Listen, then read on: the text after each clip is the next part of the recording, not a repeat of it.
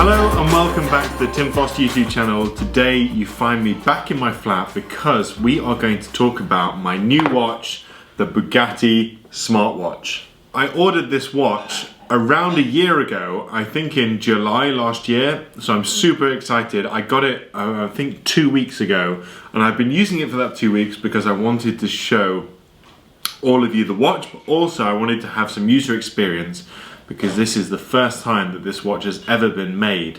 So really happy to have it, and it's been fantastic. On the unboxing, starting with the box itself, the box is made out of wood and vegan leather. It's really high quality. I've been exceptionally impressed with the box.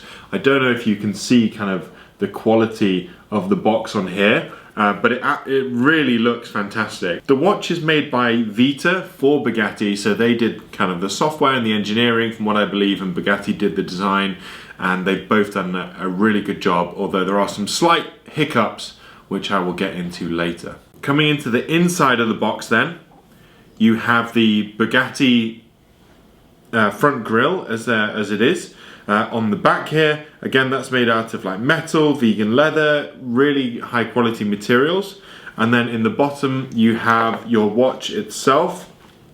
You have your extra strap. You have your warranty card, which is 5 years. And you also have some tools to change the straps and change the length of the straps if you need to take any links out as well. So you have everything you need in this box. As you saw that just flew out from behind, if you actually just pull the grille down, then you get the manual, which is in a beautiful kind of sketch of the Bugatti here, and then has everything you might need to know. So really nice to have, and it's nice that it's in such a cool format rather than just a piece of paper, and hides right nicely behind the logo there. The watch comes in 3 different styles. One is the Bugatti La Noir, if I just take the watch out here, and that's the one I have. So that is with the bezel all black. So I liked it because it was a really clean look. You can also get the Devo bezel, which is half black, half blue, a little bit like the Batman Rolex. And then you can get the Per Sport bezel, which is a bit more sporty, has kind of like numbers around the outside in, I guess, sort of a Speedo type of format. But yeah, I've got this one and the Devo one, and you can change them super easily. So you can actually change the bezels whenever you like, depending on what your preference is. So just quickly then, I thought I'd grab the camera and we can take a little bit of a closer look at the box. So this is the Bugatti logo there on the back. This is your rubber strap, which you have here. Again, really nice materials on there.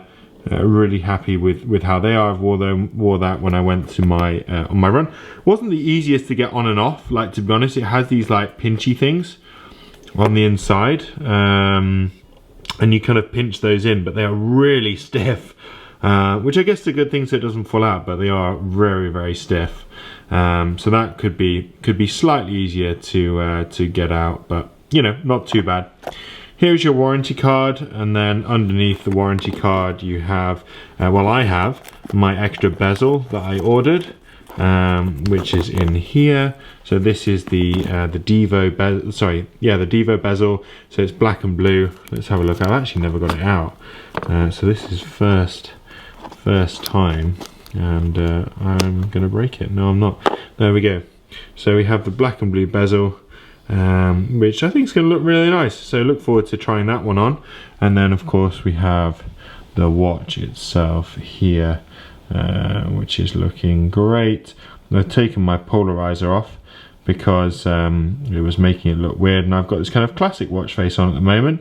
But yeah, looking really good. Enjoying how it's looking on my wrist, and yeah, how it's been so far. Now, talking about the bezel and the different features of the watch, the bezels are actually made out of ceramic. So again, like high-end Swiss watches are, the glass is sapphire crystal glass, so it won't scratch so easily or hopefully break.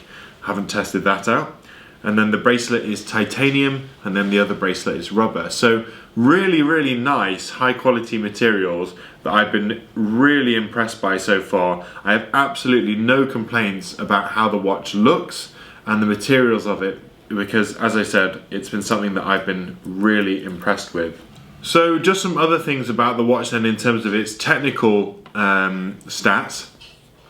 The watch is water resistant to 100 meters, which is great. So it means you can go swimming, you can use it for light snorkeling. I wouldn't like dive into a pool because 10 atmospheric pressures, which is what 100 meters is only when the watch is like in a tube of water and then the water was like filled up to 100 meters. So it doesn't mean that you could like dive into a pool and dive down to 100 meters. It's 10 atmospheric pressures, which is a kind of nerdy watch thing. So yeah, if you do have a watch that's water resistant to like 10 meters or something like that, do be careful when swimming. That more means that you can go in the shower with it. So don't think that 10 meters means you can dive into a pool. It doesn't. Do be careful with your watches. It has 10 days battery life according to the website. Unfortunately, that is something that I have not seen at all. So I have the watch connected to Bluetooth on my phone on and off, and I have it so that when I turn my wrist, the watch face comes on. And there's a load of good watch faces, but we'll talk about that in a second. But I have found that I get about 2 days battery. So, you know, really different to the 10 days that it states on the website. But then, as I said, sapphire glass, you know, ceramic housing, really nice material. So for me, right now, the two things that are not kind of as they should be, one is the battery life, and two is the GPS. The GPS on the watch, when I went for a run, said I was running kind of 2 minutes slower than the iPhone that I compared to per mile, which is quite a lot of time. So clearly the GPS wasn't connected properly or isn't finding it. I've looked at the settings on the phone and it seems to be all connected fine, but clearly there's some sort of issue.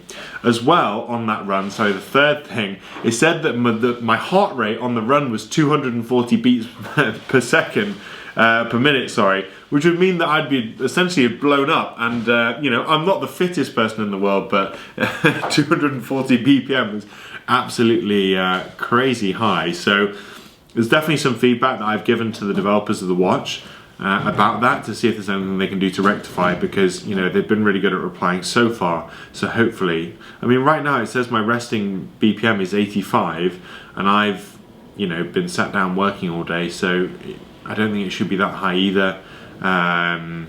But I don't have another watch to test it against, but 240 can't be true. Okay, so that wraps up my mini review of the Bugatti smartwatch, and in summary, you know, a fantastic watch for a watch lover that wants to have something smart on their wrist but doesn't want to go for the traditional Apple Watches or Fitbits, because it looks fantastic. It's made with traditional, you know, Swiss watch materials, and yeah, looks absolutely great. And I'm sure in upcoming firmware versions they're just going to nail that software so it works beautifully, because the issues that I've had, you know, I feel like they're easily fixable, so I'm sure they can do that. So in review, I would definitely recommend to buy this watch. I wouldn't say that if I didn't. I wouldn't BS you. I think it's great, and as I said, I'm sure those niggles are going to be fixed. So I hope you enjoyed this short video. Thank you so much for watching. I hope you enjoy the rest of your week, and I'll see you in the next video. Peace.